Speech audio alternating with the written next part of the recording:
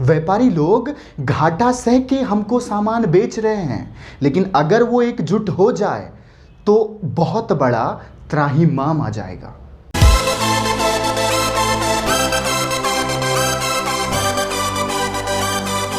सरकार ने एक डेटा रिलीज किया जहां पर यह बताया गया है कि महंगाई अपनी उच्चतम स्तर पे है। तो आप मुझसे पूछेंगे कि सर कौन सी महंगाई और कितना उच्चतम स्तर पे है, तो सुनिए इस बात को। महंगाई थोक मूल्य सूचकांक, जिसको हम इंग्लिश में बोलते हैं होलसेल प्राइस इंडेक्स, 14.24% पे पहुंच चुकी है। ये महंगाई डबल डिजिट से बढ़ रही है।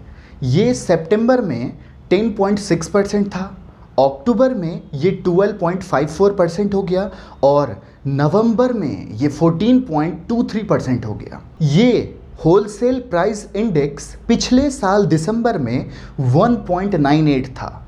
जैसे कि आपको रेड कलर का ग्राफ दिख रहा होगा बोर्ड पे, वहाँ पे आप देख सकते हैं कि 1.98 से 14.23 तक पहुँचना ये कोई आम बात नहीं है, ये कोई मामूली बात नहीं है। तो हम आपको पहले ये सिखाते हैं कि सीपीआई और डब्ल्यूपीआई क्या होता है, और आपको बहुत ही मज़ा आने वाला है और आप इकोनॉमी के बहुत ही अच्छी चीज़ आज सीखने वाले हो। तो आइए इसको शुरू करते हैं। देखिए क्या शुरू करने वाले हैं हम ये शुरू करने वाले हैं कि ये बढ़ा कैसे और इसके बढ़ने से अपने देश में क्या हो सकता है, हमको क्या कॉन्सिक्वेंसेस भोगने पड़ जाएंगे, हमको क्या नतीजा देखने को मिल सकता है, इस चीज़ पे हम बात करने जा रहे हैं। देखिए हम कोई सब्जी मंडी में सब्जी खरीदने जाते हैं तो हम सब्जी मंडी में 1 किलो 2 किलो नहीं बोलते हैं, वहाँ पे हमको थोक में लेना पड़ता है। समझ पा रहे हैं आप? जो चीज़ थोक में लिया जाए, जो चीज़ होलसेल में लिया जाए, उसको क्या बोलते हैं? उसको बोलते हैं होलसेल प्राइस इंडेक्स, ठीक है। और इसको हिंदी में क्या बोलते हैं? थोक मूल्य सूचकांक, ठीक। अब यहाँ पे आपको एक फोटो दिख रहा होगा, उस फोटो में आप समझना फार्म मतलब क्या होता है। फार्म मतलब आप यूँ समझ लो कि कोई मंडी, ठीक है। मंडी से जो हमारे रिटेलर होते हैं, मान लो मंडी से कौन सब्जी खरीद के लाता है? हमारे अगल बगल जो सब्जी के दुकान होते हैं, जो ठेले पे बेचते हैं, वो सब्जी खरीद के लाते हैं। कहाँ से लाते हैं? मंडी से लाते हैं। तो मंडी क्या हो गया? फार्म हो गया, ठीक है। और जो ठेले वाले लेके आते हैं वो क्या हो गया? वो रिटेलर हो गया। और जहाँ से हम ठेले वाले से खरीदते हैं हम क्या हो गए? कस्टमर हो गए।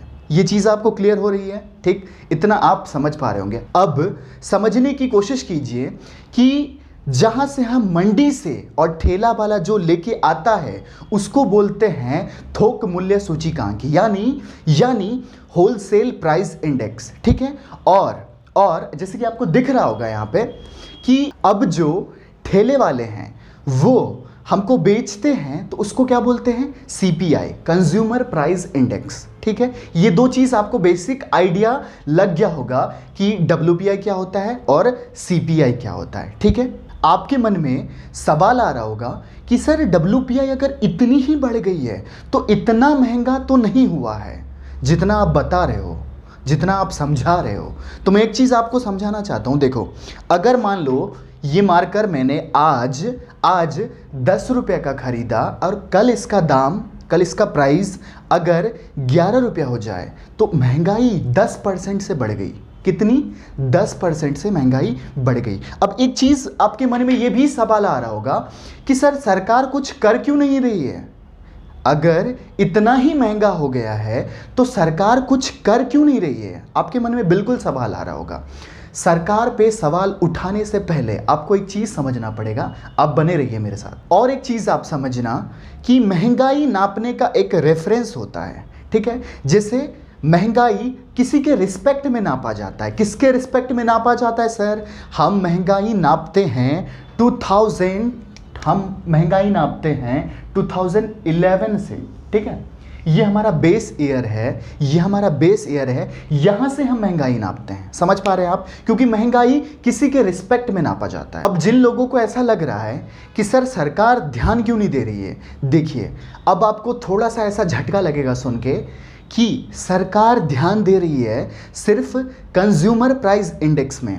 क्या बोला मैंने? सरकार जो ध्यान दे रही है वो दे रही है कंज्यूमर प्राइस इंडेक्स में। अब आइए कंज्यूमर प्राइस इंडेक्स को समझने के लिए हमें एक चीज़ और समझना पड़ेगा कि इंडिया में जो महंगाई है वो आरबीआई कंट्रोल करती है। कौन कंट्रोल करती है? आरबीआई कंट्रोल करती है। हम कुछ आरबीआई के काम पढ़ने वाले हैं आज, ठीक है।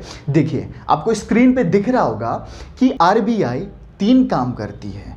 एक है हमारे लिए करेंसी अवेलेबल करवाती है, दूसरा काम है फॉरेक्स रिजर्व, ठीक है। तीसरा काम जो आरबीआई का है यही वो काम है। तीसरा काम जो है वो है इन्फ्लेशन, यानी महंगाई को नियंत्रण करने का काम जो है ये भी आरबीआई का काम है, ठीक है। तो चलिए आरबीआई के बारे में और कुछ आपको बताते हैं। देखिए आरबीआई की एक मॉनेटरी पॉलिसी होती है और उस मॉनेटरी पॉलिसी में एक मॉनेटरी कमेटी होती है। वो डिसाइड करती है कि आपकी सीपीआई, आपकी कंज्यूमर प्राइस इंडेक्स कितना होना चाहिए।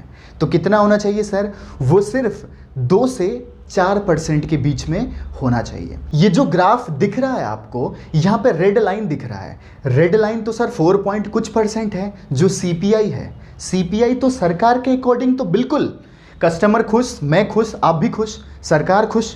तो सीपीआई तो बढ़ी ही नहीं है, सीपीआई तो 6% से कम है। लेकिन डब्ल्यूपीआई क्यों आसमान छू रहा है? और डब्ल्यूपीआई के आसमान छूने से क्या होगा वो अब हम समझने वाले हैं। आपके मन में ये सवाल आ सकता है कि सर अगर महंगाई इतनी ही बढ़ गई है तो सामान तो इतने महंगे नहीं हुए हैं, इसका मतलब व्यापारी लोग घाटे में हैं। बिल्कुल आप सही सोच रहे हैं।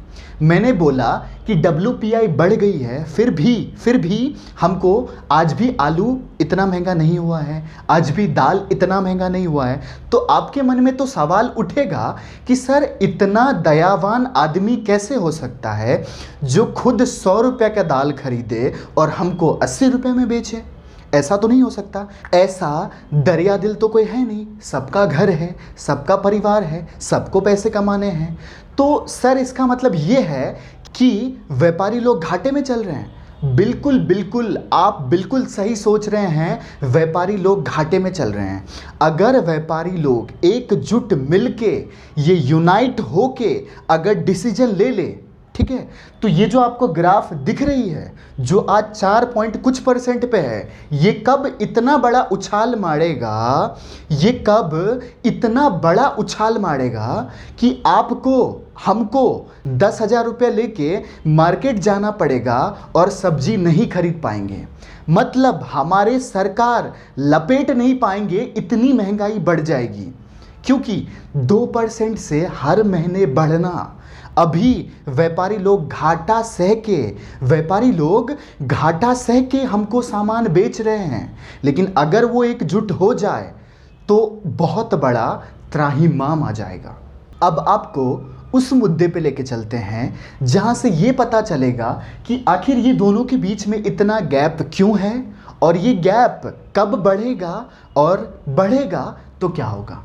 समझ पा रहे हैं आप? देखिए आपको WPI और CPI के बारे में जब आप पढ़ेंगे तो WPI जो कैलकुलेट होता है ये सिर्फ गुड्स पे कैलकुलेट होता है। समझ पा रहे हैं आप? और CPI जो कैलकुलेट होता है वो गुड्स एंड सर्विस पे होता है। सर ये गुड्स एंड सर्विस होते क्या हैं? गुड्स मतलब ये हो गया, बेड हो गया आपका, चेयर हो गया आपका, टेबल हो गया आपका, ये कपड़े हो गए, ये सब गुड्स है, ठीक है। सर्विस क्या है सर? सर्विस आप डॉक्टर के पास जाते हो वो सर्विस है, आप होटल में रुक रहे हो वो सर्विस है, इंजीनियर को बुला रहे हो वो सर्विस है, हम आपको पढ़ा रहे हैं ये सर्विस है, टूरिज्म इंडस्ट्री सर्विस है, रियल एस्टेट सर्विस है। समझ पा रहे हैं आप? तो ये सर्विस है।